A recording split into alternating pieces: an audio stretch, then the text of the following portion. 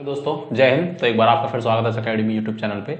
ये हमारा थर्मो का लास्ट लेक्चर है, थर्मो यूनिट फर्स्ट का, थर्मोडायनेमिक्स फर्स्ट का।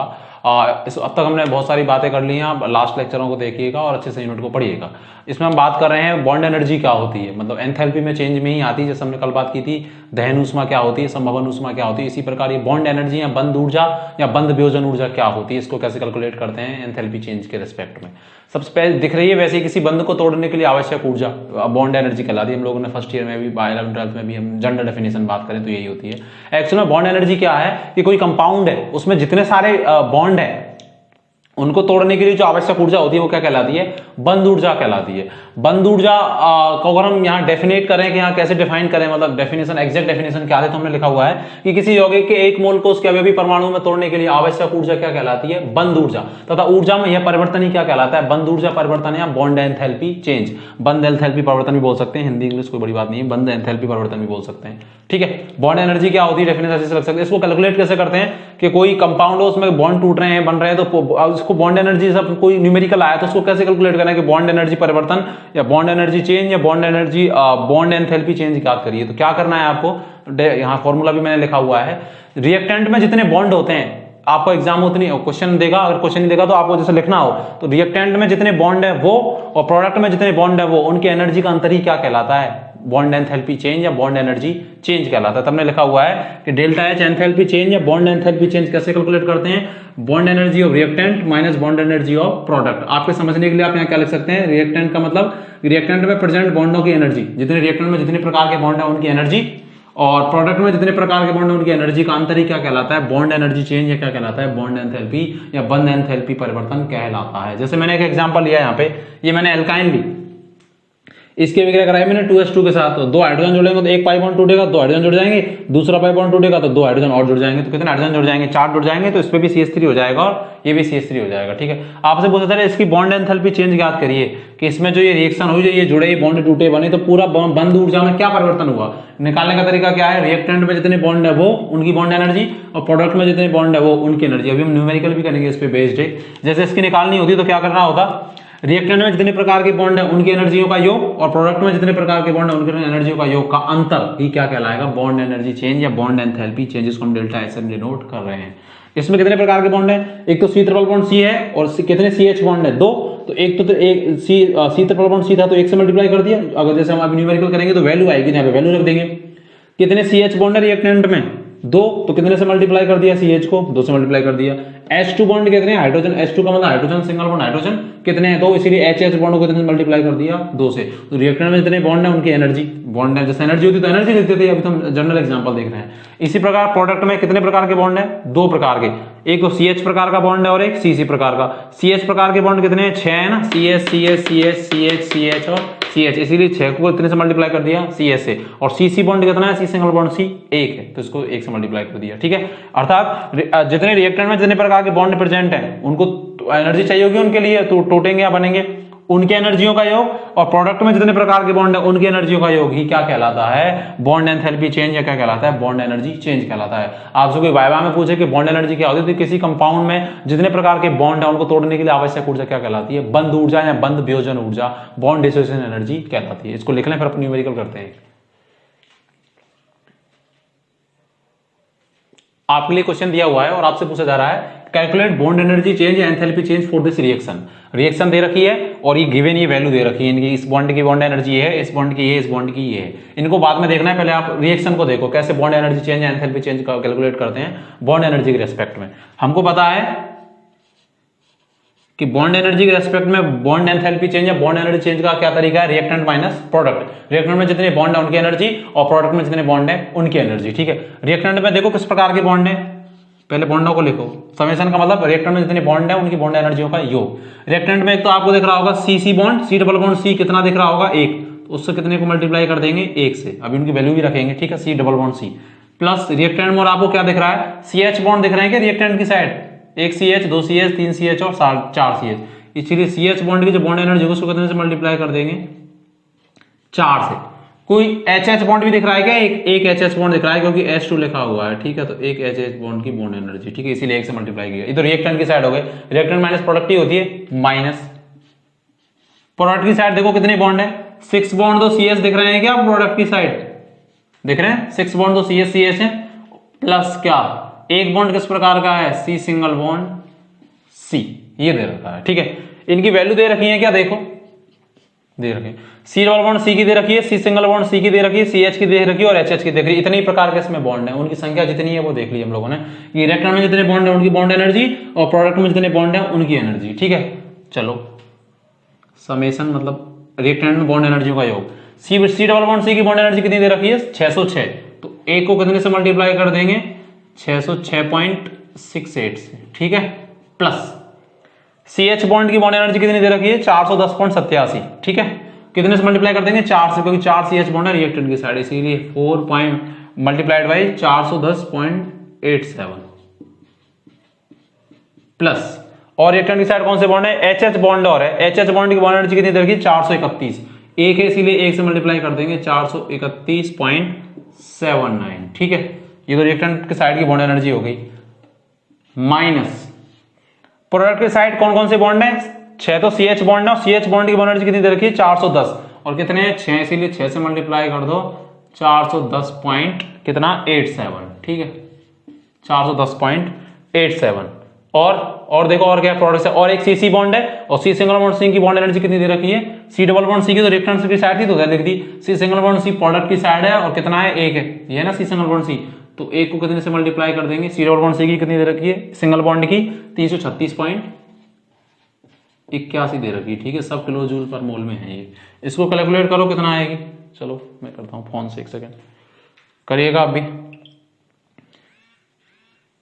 देखो ये तो आ जाएगी 1 606 4 410 4 1 431, ये आ जाएगी 2681.95, ये तो 2681.95 माइनस इसको कैलकुलेट करो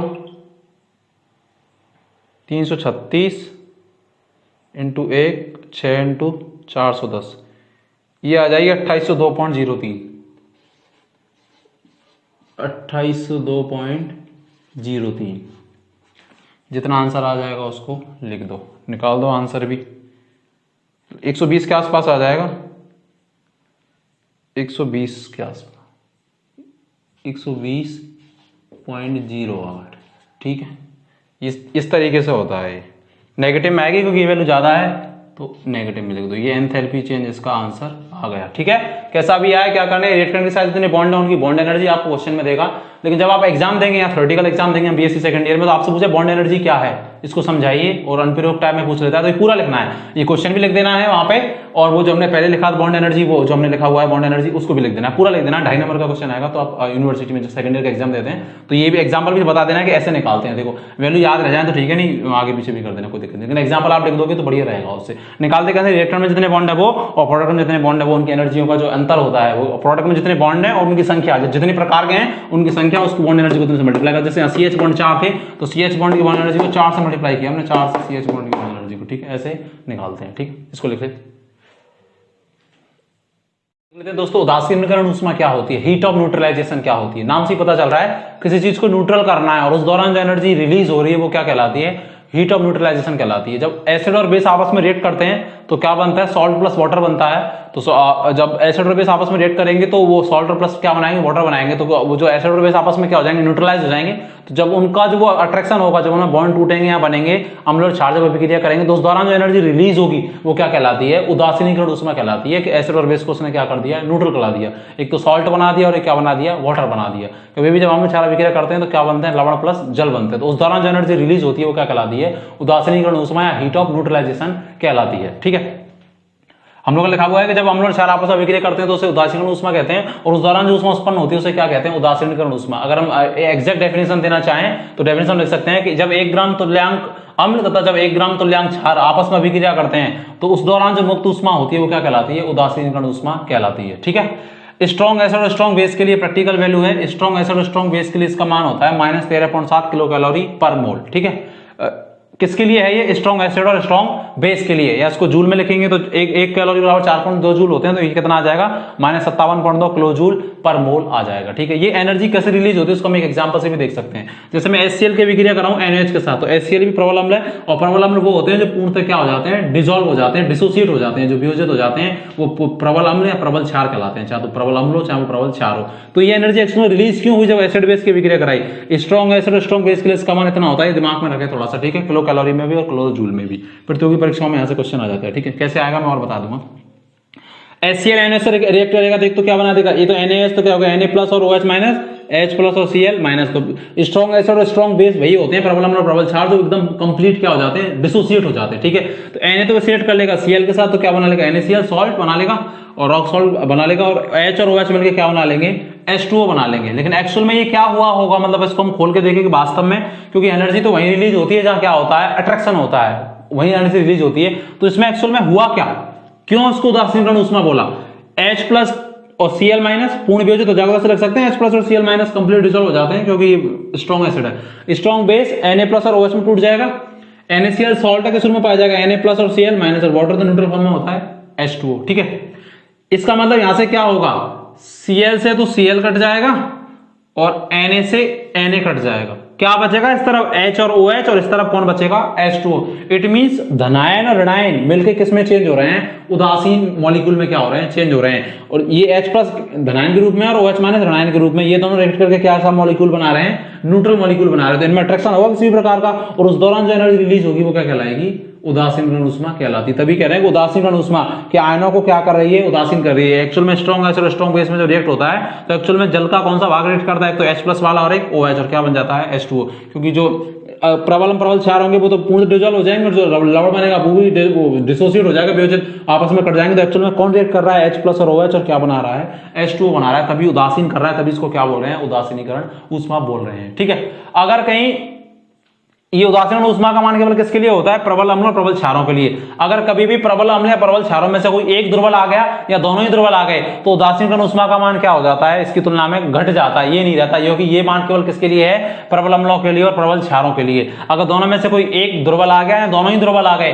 तो उदासीनीकरण ऊष्मा का मान -13.4 किलो कैलोरी जूल से क्या हो जाता है, कम हो जाता है। ऐसा इसलिए होता है कि जो दुर्बल अम्ल या दुर्बल क्षार होते हैं वो पूर्णतः वियोजित नहीं होते हैं, वो जब भी दुर्बल कहलाते हैं, पूर्णतः वियोजित नहीं होते, तो उनको वियोजित करने के लिए एनर्जी देनी पड़ती है, और जब एनर्जी देनी पड़ती है तो एनर्जी कैसी हो जाती है, कम हो जाती है, क्योंकि एनर्जी रिलीज हो रही है, उनको देनी भी पड़ेगी, तो कैसी हो जाएगी, कम हो जाएगी। इसीलिए मान इनकी तुलना में कैसे आता है, कम आता है। जब आप प्रतियोगी परीक्षाओं की तैयारी करते हैं तो क्वेश्चन भी आया हुआ है 11th स्टैंडर्ड वगैरह में कि किस अम्ल क्षार के लिए उदासीनीकरण ऊष्मा का मान -13.7 किलो कैलोरी पर मोल से कम होगा। तो उसमें 4 ऑप्शन दे रखे हैं, एक तो प्रबल अम्ल प्रबल क्षार, और दोनों प्रबल दे रखे हैं, या एक प्रबल एक दुर्बल दे रखा है और एक दुर्बल दे रखा है। तो सबसे कम किसके लिए आएगा, जिसमें दोनों ही क्या होंगे, दुर्बल, या दोनों में से कोई एक दुर्बल होगा, उनके लिए -13.7 किलो कैलोरी पर मोल से क्या आएगा, कम आएगा। जैसे मैं लिख भी रखा है। ऐसा क्यों होता है, कम क्यों आता है, क्योंकि दुर्बल अम्ल दुर्बल क्षार वो होते हैं जो कंप्लीटली डिसोसिएट नहीं होते, तो उनको डिसोसिएट करने के लिए एनर्जी देनी पड़ती है, तो एनर्जी कैसी रिलीज एनर्जी क्या हो जाती है, कम हो जाती है। तभी मैं लिख रखा है, यदि एसिड या बेस में से कोई एक दुर्बल हो या दोनों ही दुर्बल हो, तो उदासीनीकरण ऊष्मा का मान कम हो जाता है, क्योंकि वीक एसिड या वीक बेस को पूर्णतः वियोजित करने के लिए,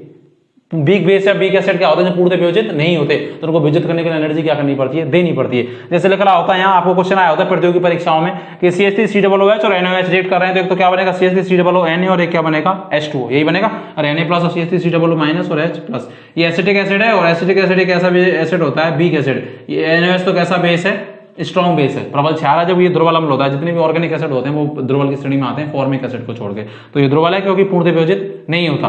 तो ये इसके लिए अगर मैं देखना चाहूं कि इसके लिए जो उदासीनीकरण ऊष्मा का मान है वो 13.7 किलो कैलोरी पर मोल के बराबर आएगा, उससे कम आएगा या ज्यादा आएगा, कैसा आएगा, कम आएगा। यहां से प्रतियोगी परीक्षाओं में हर बार एक क्वेश्चन बनता है, आप नीट में भी इस बार देख लेना, आता ही रहता है यहाँ क्वेश्चन। ठीक है, तो कभी भी आपको क्वेश्चन आए कि 4 का ऑर्डर लिखिए, उसकी उदासीनीकरण ऊष्मा का मान किसका ज्यादा होगा, तो जहां प्रबल होंगे वहां सबसे ज्यादा होगा, और जहां दुर्बल होंगे वहां सबसे कम, क्योंकि दुर्बल क्या होते हैं, पूर्णतः डिसोसिएट नहीं होते हैं, तो उदासीनीकरण ऊष्मा का मान क्या हो जाता है, कम, क्योंकि डिसोसिएट करने के लिए एनर्जी देनी पड़ती है। इसको लिख ले।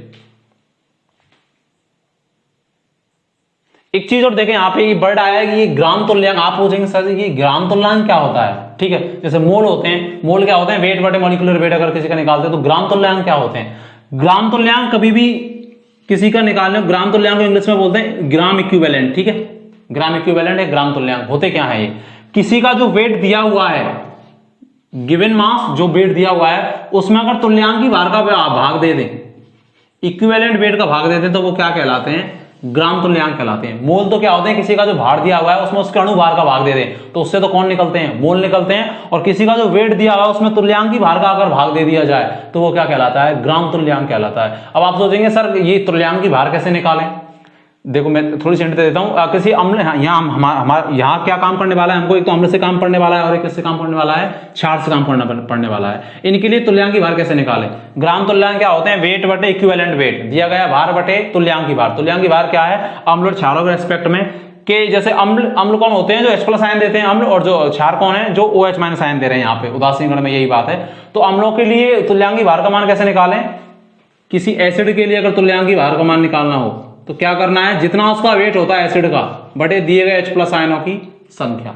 ये अम्ल का तुल्यांकी भार तो ऐसे निकलता है। किसी क्षार का तुल्यांकी भार निकालना हो बेस का तो क्या करेंगे? जितना उसका मॉलिक्यूलर वेट होता है वो बटे दिए गए OH- आयनों की संख्या। ठीक है, जैसे मैं बोलता है NaOH का तुल्यांकी भार कितना होगा, तो NaOH का भार कितना होता है? इसका कितना होता है? 23 और इसका 24, एक हाइड्रोजन का और 16 ऑक्सीजन का, तो 40 होता है NaOH का अणुभार। इसमें कितने का भाग दे देंगे? 1 का, क्योंकि इसके द्वारा दिए गए OH आयनों की संख्या कितनी हो जाएगी? 1, क्योंकि 1 दे रहा है। तो 40 में 1 का भाग देंगे बेस के लिए, तो तुल्यांकी भार भी कितना आएगा? 40 आएगा। इट मींस NaOH का जितना मॉलिक्यूलर वेट होता है उतना ही कितना क्या होता है? तुल्यांकी भार होता है। अम्ल के रेस्पेक्ट में तो जितना उसका अणुभार है उसमें उतने दिए गए H+ आयनों की संख्या का भाग दे दो तो अम्ल का तुल्यांकी भार। क्षार के लिए या बेस के लिए जितना उसका मॉलिक्यूलर वेट है उसमें दिए गए OH आयनों की संख्या का भाग दे दो तो वो क्या हो जाएगा? क्षार का तुल्यांकी भार। ग्राम तुल्यांक क्या होते हैं? जितना उसका वेट दे रखा हो उसमें किसका भाग दे दो? तुल्यांकी भार का भाग दे दो। और अम्ल और क्षार का तुल्यांकी भार हम निकाल सकते हैं, क्या होता है मैंने बता दिया है। ठीक है, ये होते हैं ग्राम तुल्यांक। वेट बटे इक्विवेलेंट वेट, तुल्यांकी भार अम्ल और क्षार के रिस्पेक्ट में क्या होता है आप निकाल सकते हैं। ठीक है, इसको लिख लें। तो बात कर लेते हैं हैज लॉ क्या होता है, हैज का नियम।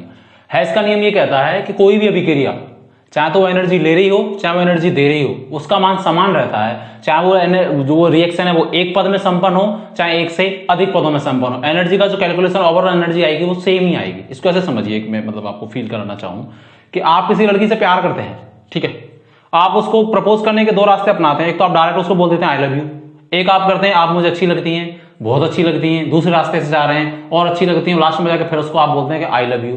तो रिजल्टेंट तो क्या है? आप उसको प्यार करते हैं, यही आया कि नहीं आया? चाहे तो आप एक रास्ते से गए चाहे आप बहुत रास्ते से गए। यही केमिकल रिएक्शन कह रही है कि चाहे तो आप अभिक्रिया को एक पद में संपन्न कराइए चाहे एक से अधिक पदों में संपन्न कराइए, जो ओवरऑल जो एनर्जी आएगी, जो एनर्जी चेंज आएगा वो क्या आएगा? सेम आएगा। जैसे कैसे?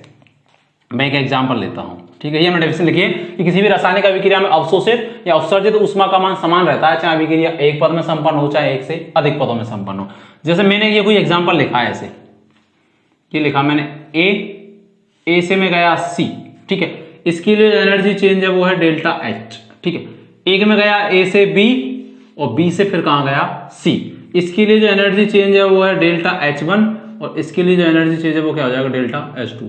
तो मैं चाहे ए से सी जाऊं चाहे ए से बी जाऊं फिर बी से सी जाऊं, गया तो सी पे ही। तो अगर मैं बोलूं कि ए से सी के लिए अगर मैं इस रास्ते से देखो एनर्जी चेंज क्या आएगा, तो डेल्टा H बराबर मैं क्या लिख सकता हूं?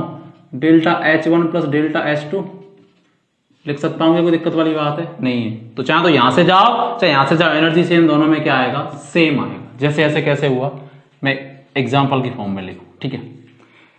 मुझे निकालना है एनर्जी चेंज, ए से सी के लिए आपको एनर्जी चेंज कैलकुलेट करना है, ठीक है, कैलकुलेट करना है। आपको स्टेप दिए हुए हैं 2। एक तो वो क्या कह रहा है, ए से गया बी और फिर दूसरा स्टेप दे रखा है बी से गया सी। इसके लिए जो एनर्जी चेंज दे रखा है एंथैल्पी चेंज वो है H1 और इसके लिए दे रखा है H2। और आपसे पूछ रहा है ए से सी के लिए एनर्जी चेंज क्या करिए? कैलकुलेट करिए, ठीक है। मैंने क्या कहा, चाहे तो एक ही पद में हो अभिक्रिया चाहे एक से अधिक पदों में हो, उसके लिए एंथैल्पी चेंज एनर्जी चेंज कैसा रहेगा? सेम रहेगा। देखो कैसे, ए से सी के लिए पूछ रहा है, आप इन दोनों स्टेपों से ए से सी बना सकते हैं क्या? बना सकते हैं। क्या करो, दोनों को जोड़ दो, पहले पद को और दूसरे को, इन दोनों को जोड़ दोगे तो बी से बी कट जाएगा, तो ओवरऑल क्या आ जाएगा? ए से अपन कहां गए? सी। इट मींस जो ए से सी गए तो डेल्टा एच जो ए से सी था वो मैंने कब प्राप्त किया? जब दोनों पदों को क्या कर दिया? जोड़ दिया। तो बी से बी कट गया तो ए से सी पहुंच गया, तो दोनों को जोड़ा। इट मींस डेल्टा एच किसके बराबर आ जाएगा? डेल्टा H1 प्लस डेल्टा क्या H2 के बराबर आ जाएगा, ठीक है। देखो एक एग्जांपल और देखो, इसको चाहो तो लिख लो, मैं मिटा रहा हूं। जैसे अभी भी आपको थोड़ा समझ नहीं आया, फील सा नहीं हुआ ना, तो देखिए मेरे पास एग्जाम्पल दे रखा है, ठीक है, एक स्टेप दे रखा है C plus half O2 is equal to CO। इसके लिए जो एंथैल्पी चेंज दे रखा है मेरे लिए दे रखा है -x, मान लेते हैं वैसे ही, ठीक है। एक मेरे पास एक स्टेप और है CO plus half O2 is equal to CO2 ही बनेगा, 2 से 2 कट गया तो CO2 ही बनेगा।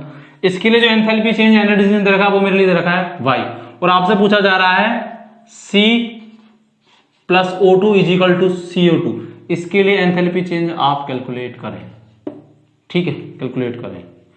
यहां से भी लास्ट में जाके बंदो CO2 ही रहा है, देखो ये 2 स्टेप दे रखे हैं, इसके लिए एंथैल्पी एनर्जी चेंज दे रखा है, एंथैल्पी चेंज -x, इसके लिए दे रखा है y या प्लस y दे रखा है, और आपसे C और O2 के लिए पूछ रहा है कि क्या होगा, C से जब O2 की रिएक्शन करें तो CO2 के लिए एंथैल्पी चेंज क्या होगा। इन दोनों स्टेपों से आप ये स्टेप प्राप्त कर सकते हैं क्या, ये वाला कर सकते हैं। इन दोनों को जोड़ दो आपस में, इन दोनों को जोड़ दिया तो ये स्टेप आ जाएगा क्या, कैसे, इन दोनों को जोड़ दिया तो CO से तो CO कट गया, कट गया, एक C तो C, हाफ O2 और हाफ O2 क्या हो जाएगा O2, अरे आधा O2 और आधा O2 और इस तरफ कौन पहुंच गया CO2। तो जब इन दोनों स्टेप को जोड़ा तो तीसरा स्टेप क्या हो गया, प्राप्त हो गया। तो इसका मतलब जो इसकी एंथैल्पी चेंज आएगी वो दोनों स्टेपों के क्या आ जाएगी, योग के बराबर। तो डेल्टा H किसके बराबर आ जाएगा, -x प्लस क्या y, क्योंकि x कितने नेगेटिव में, तो ये इसके बराबर आ जाएगा। यही क्या कहलाता है, हैश का लॉ कहलाता है कि चाहे तो रिएक्शन एक पद में संपन्न हो या एक से अधिक पदों में संपन्न हो, जो ओवरऑल एनर्जी चेंज आएगा या जो हीट का चेंज आएगा, एंथैल्पी चेंज आएगा, वो क्या आएगा, सेम आएगा। जैसे एग्जांपल लिखा, इसके लिए ये दे रखी है और इसके लिए दे रखी है, और आपसे पूछ रहा है कि इसके लिए निकालिए, इससे भी बन तो CO2 ही रहा है। अब चाहे कितने पद में जाओ चाहे एक ही पद में जाओ, एंथैल्पी चेंज सेम आएगा। तो डेल्टा H किसके बराबर आ जाएगा, -x प्लस y के बराबर। क्यों आया, क्योंकि जब मैंने इसमें इसको जोड़ा तो मुझे ये स्टेप प्राप्त होगा। इसी के लिए पूछ रहा है, CO से CO कट गया तो एक तो C, हाफ O2 तो O2 और CO2, तो दोनों को ऐड किया तो दोनों की एंथैल्पियों को भी क्या कर देंगे ऐड, तो किसके बराबर आ जाएगी, वो डेल H के बराबर आ जाएगी। इसीलिए चाहे एक पद से जाओ चाहे एक से अधिक पद से जाओ, एंथैल्पी चेंज क्या आता है, सेम आता है, ठीक है। इट मींस ये था कि यहाँ जो इसकी वैल्यू होगी वो इन दोनों का एडिशन भी वही होगी। ये न्यूमेरिकल कैसे पूछता है मैंने वो भी बता दिया, ठीक है। ये है इसका लॉ है, लिख लें इसको। तो हम बात कर लेते हैं एंथैल्पी की टेम्परेचर पे क्या डिपेंडेंस होती है, जिसको हम किरचॉफ इक्वेशन बोलते हैं। आप जब एग्जाम देते हैं बीएससी सेकंड ईयर का तो आपसे वहां पूछा जाता है किरचॉफ इक्वेशन समझाइए क्या होती है, ठीक है। तो ये क्या होती है, हमको पता है कि जो एंथैल्पी होती है और जो इंटरनल एनर्जी होती है, आंतरिक ऊर्जा, वो दोनों किसका फलन है, ताप का फलन है। अभी हमने एक दो पहले लेक्चर पहले ही बात की हुई है, जूल्स लॉ में भी बात की थी कि इंटरनल एनर्जी टेम्परेचर का फलन है। और अभी हमने बात की है कि अभी एक दो क्लास पहले कि एंथैल्पी भी किसका फलन है, क्योंकि अगर इंटरनल एनर्जी जीरो होगी तो एंथैल्पी भी क्या आएगी, जीरो, क्योंकि टेम्परेचर जीरो होगा तो वो भी जीरो आ जाएगी ना। एंथैल्पी बराबर क्या होता है, U प्लस पीवी बराबर RT। तो अगर T जीरो है, T कांस्टेंट है, तो U भी और H भी क्या आ जाएगा, जीरो आ जाएगा एंथैल्पी। और आंतरिक ऊर्जा भी किसका फलन होती है, टेम्परेचर का। जूल्स लॉ से हमने बात की थी, इसीलिए हमने ये क्या होती है किरचॉफ इक्वेशन कि हम जानते हैं कि एंथैल्पी तथा आंतरिक ऊर्जा ताप का फलन होती है। अर्थात विभिन्न तापमानों पर एंथैल्पी तथा आंतरिक ऊर्जा को ज्ञात करने की जो समीकरण दी गई है, एंथैल्पी को टेम्परेचर के साथ कैसे ज्ञात करें कि एक टेम्परेचर पे एक एंथैल्पी तो पता है, दूसरी कैसे ज्ञात करें अगले टेम्परेचर पर अगला टेम्परेचर पे, तो उसी उनको जो ज्ञात करने की जो समीकरण दी गई है वही क्या कहलाती है, किरचॉफ समीकरण कहलाती है। आंतरिक ऊर्जा के भी समीकरण हम लिख सकते हैं, लेकिन हम यहाँ केवल किसकी लिखेंगे, एंथैल्पी की, क्योंकि हमारे सिलेबस में केवल एंथैल्पी की ताप पे क्या निर्भरता है, वो वाली किरचॉफ इक्वेशन है, ठीक है। मिल सकती है आपको और भी, लेकिन हमको एग्जाम में यही लिखनी है, मैं बता दूंगा वैसे। चलो देखते हैं क्या होता है।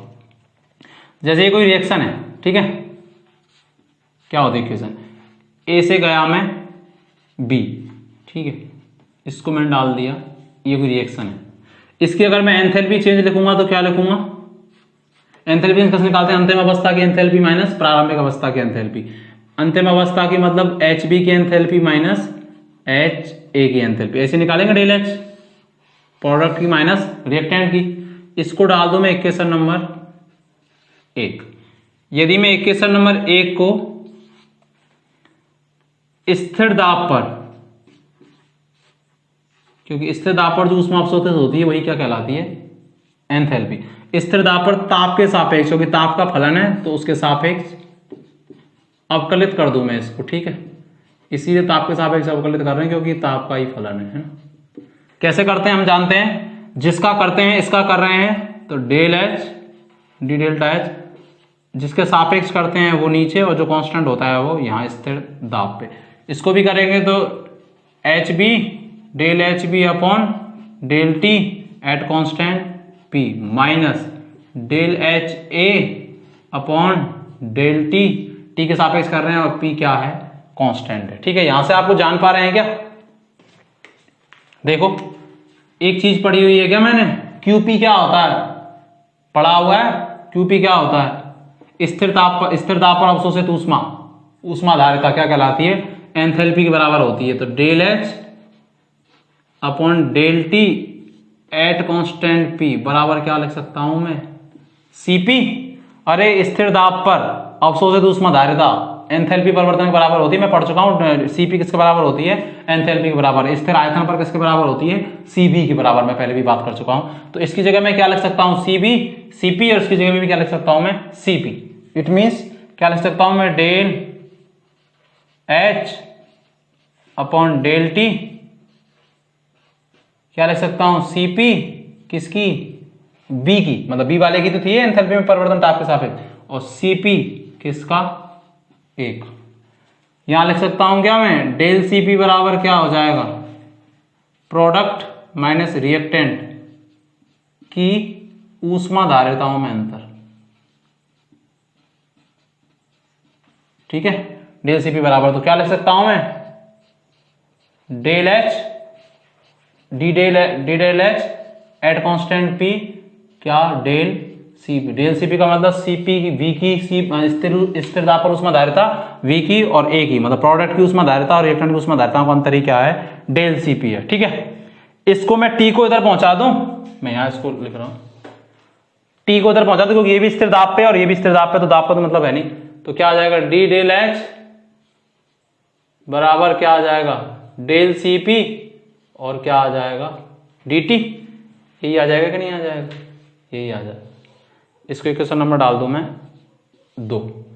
यदि मैं यहां लिख रहा हूं, यदि T1 और T2 ताप पर जो एंथैल्पी परिवर्तन है डेल एच, ये क्या हो, H1 और क्या हो, H2। तो इक्वेशन नंबर 2 को मैं समाकलित कर रहा हूं। ठीक है, ये जो इक्वेशन होती है ये वाली और ये वाली, यही क्या कहलाती है, किरचॉफ इक्वेशन कहलाती है कि क्या रिलेशन होता है। लेकिन न्यूमेरिकल करने के लिए कैसे इक्वेशन बनाए, अभी हम न्यूमेरिकल भी करेंगे। अगर मैं इसको समाकलित कर दूं तो क्या करूंगा, ये डी डेल एच कहां से, डेल एच 1 से लेके और डेल एच 2 परिवर्तन हो रहा है बराबर, सीपी कांस्टेंट है तो कहां जाएगा, बाहर। ताप का जब अंतर होता है, कम ताप अंतर होता है तो ये कांस्टेंट रहता है सीपी। डीटी ताप में परिवर्तन कहां से कहां हो रहा है, T1 से लेके और T2 तक, ये क्या आ जाएगा, del H2 minus del H1, ये आ जाएगा इक्वल टू डेल सीपी और dt का मतलब t और T2 माइनस क्या आ जाएगा,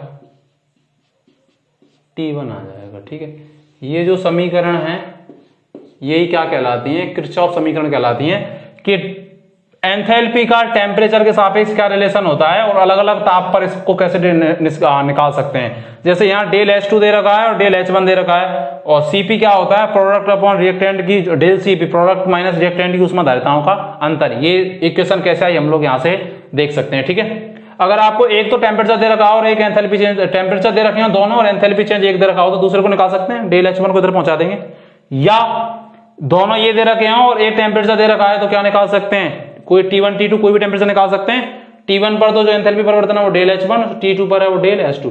ये भी दोनों दे रखे हैं और ये भी दोनों दे रखे हैं तो कौन निकाल सकते हैं, Cp भी निकाल सकते हैं। Cp निकालने का यह तरीका है, प्रोडक्ट माइनस रिएक्टेंट की ऊष्मा धारिताओं का अंतर। अगर हम न्यूमेरिकल करेंगे तो देखो कैसे करेंगे। ठीक है, हम इंटरनल एनर्जी का भी फॉर्मूला लिख सकते हैं। यहाँ पे कुछ भी नहीं होता, इंटरनल एनर्जी अगर यहाँ होती तो इंटरनल एनर्जी में क्या लिखता मैं, स्थिर आयतन पर, क्योंकि इंटरनल एनर्जी टेम्परेचर का ही फंक्शन होता है, और अगर स्थिर आयतन पर लगता तो यहाँ पर लिख देता V लिख देता, V लिख देता तो यहाँ पर कौन आ जाता, Cb आ जाता, तो वही कंडीशन बनती, वो यहाँ पर Cb, वो यहाँ पर भी Cp की जगह Cb, और यहाँ पे भी क्या Cb आ जाता, T2 माइनस T1 सेम रहता, और यहाँ क्या आ जाता, अगर ये फॉर्मूला इंटरनल एनर्जी के लिए होता तो क्या होता, डेल U2 आंतरिक ऊर्जा के लिए माइनस U1, सेम ही कंडीशन बनती है। अरे वही स्थिर आयतन पे करता तो आयतन नीचे, ताप के सापेक्ष तो वही del U upon del T, ये अंतिम अवस्था की तो UB माइनस U है तो वही del UB upon DT at constant V, तो वही मुझे पता है DU upon DT at constant V, Cb के बराबर होता है स्थिर आयतन पर अवशोषित ऊष्मा की मात्रा किसके बराबर होती है, आंतरिक ऊर्जा की। तो Cp की जगह केवल Cb आ जाता और सेम कंडीशन रहती,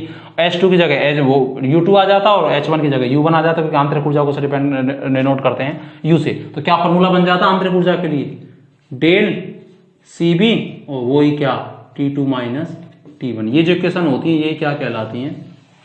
किरचॉफ की समीकरण कहलाती है। ये कैसे आया? बिल्कुल सेम है, केवल यहाँ स्थिर दाब की जगह स्थिर आयतन पर कर देते, तो स्थिर आयतन पर जो ऊष्माधारिता होती है वो CB कहलाती है, स्थिर आयतन पर ताप के सापेक्ष कहलाती है कि नहीं कहलाती? तो यही की कंडीशन बन जाती। ये तो एंथैल्पी के लिए बन गया, और ये किसके लिए बन जाती?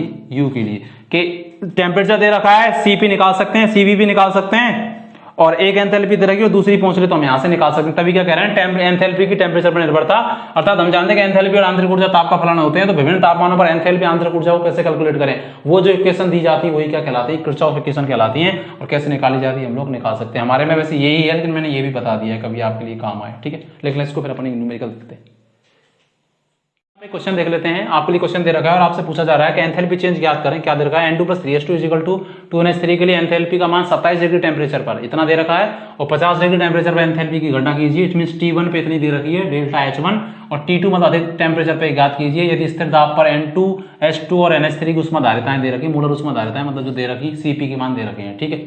मुझे पता है अगर मैं इसका निकालना चाहूं क्या फॉर्मूला होता है, फॉर्मूला याद करें, del H2 minus del H1 = क्या? डेल CP और क्या? T2 minus T1।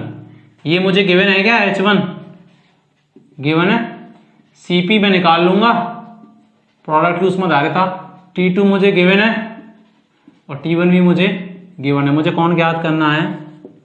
H2 ज्ञात करना है। CP कैसे निकाल सकते हैं? प्रोडक्ट की ऊष्माधारिता है माइनस रिएक्टेंट की ऊष्माधारिता। डेल CP का मतलब यही है। देखो प्रोडक्ट की क्या है, प्रोडक्ट में कौन है? NH3, और NH3 की ऊष्माधारिता का मान कितना है? 37.08। कितने NH3 यहाँ पे? 2, तो 2 को कितने से मल्टीप्लाई कर देंगे? 37.08 माइनस रिएक्टेंट में कौन है? N2, और N2 के लिए कितनी है? 28.71। तो 28.71, और कौन है? H2, और H2 कितने हैं? 3, और एक H2 के लिए कितनी दे रखी है? 28.33। तो 3 × 28.33। ये आप कैलकुलेट करना कितनी आएगी? एक सेकेंड करता हूं। ये हमारे लिए आएगी, ये तो आएगी 74.16 माइनस उसको करो, ये आएगी 113.7।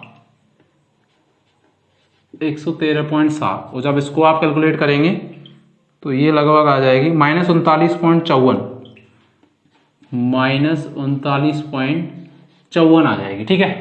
ये जो वैल्यू दे रखी है ये एक्चुअल में जूल में दे रखी है, क्वेश्चन थोड़ा मिसप्रिंट हो गया, जूल में दे रखी है ये, और ये जो आंसर ये जो दे रखी है H की वैल्यू ये किस में दे रखी है? किलो जूल में। तो इसको भी ये जो ऊष्माधारिताओं की वैल्यू उनको भी किस में चेंज कर लेंगे? किलो जूल में। ये जूल में दे रखा है, जूल पर केल्विन, और जूल को जब किलो जूल में चेंज करते हैं तो किससे मल्टीप्लाई कर देते हैं? 10⁻³ तो ये भी किस में हो जाएगी? किलो जूल पर केल्विन में, ठीक है। टेम्परेचर किसमें दे रखा है? डिग्री सेल्सियस में, और सारी वैल्यू किसमें लिख रखा है हम लोगों को? केल्विन में लिख रहे हैं। तो टेम्परेचर को डिग्री सेल्सियस में इसको भी किसमें कैलकुलेट कर लेंगे अपन? केल्विन में। तो 273 जोड़ देंगे जब डिग्री सेल्सियस को केल्विन में कैलकुलेट करते हैं। तो देखो H2 मुझे कैलकुलेट करना है, H1 मेरे पास कितना है? -91.96। अरे है कि नहीं है? 91.96 ही है, माइनस तो यहाँ लग रहा है, ठीक है। H1 टेम्परेचर पे, H1 का मतलब T1 टेम्परेचर पे H1 होगी। CP का मान कितना आया? -3.54, 39.54 × 10⁻³ -3 कहाँ से आई? क्योंकि 10⁻³ से मल्टीप्लाई किया है जूल को जब किलो जूल में चेंज करते हैं, क्योंकि 1 किलो बराबर 10⁻³ तो जूल को जब किलो में करेंगे तो -3 हो जाएगा, क्योंकि 1000 होता है तो उल्टा तो -3 हो जाएगा, ठीक है। T2 मुझे कितना दे रखा है? कितना दे रखा है? T2 टेम्परेचर 50 डिग्री, 50 डिग्री पे तो निकल पा रहा है H2, तो उसको जोड़ लो। 50 डिग्री में 273, 323 आ जाएगा। और T1 कितना दे रखा है? 27 डिग्री, जिस पर T1 पर H1 भी दे रखी थी 90.96। तो T1 कितना आ जाएगा? 300। डेल्टा H2 निकालनी है तो इसको इधर पहुंचा दो, कैलकुलेट कर लोगे इसको। तो अब मैं करके दिखा देता हूं। इसको जब आप कैलकुलेट करोगे ये वाली सारी की सारी वैल्यू, तो ये लगभग आ जाएगी 909.4 के आसपास। और इस वाली को क्या कर दोगे? इधर से उधर की साइड पहुंचाओगे तो किस में हो जाएगी ये? क्योंकि ये वैल्यू जो थी नेगेटिव में दे रखी थी एक्चुअल में, ठीक है। तो ये यहाँ नेगेटिव का साइन तो पहले ही है माइनस, और ये वैल्यू भी किस में दे रखी थी? नेगेटिव में दे रखी थी, दे रखी थी, तो किस में हो जाएगी? पॉजिटिव में। अरे माइनस ये वैल्यू क्वेश्चन में मिसप्रिंट लिख नहीं पाया मैं, नेगेटिव में थी। और -H2 - H1 तो ये H1 किसमें नेगेटिव में और बाहर भी नेगेटिव चार्ज है तो पॉजिटिव में, और जब ये वैल्यू जब हमने कैलकुलेट की तो कितनी है -909.4, और ये जब पॉजिटिव में उधर जाएगी तो वापस किसमें हो जाएगी, अरे किसमें हो जाएगी, नेगेटिव में। निकाल के देखो इसका मान कितना है, 91.96 को जोड़े हुए तो नेगेटिव में हो जाएगी ना, ये भी किलो जूल में ही है। इसको जब जोड़ोगे तो लगभग ये आ जाएगी, माइनस माइनस को जोड़ोगे तो ये आ जाएगी लगभग 1001 पॉइंट कुछ आ जाएगी।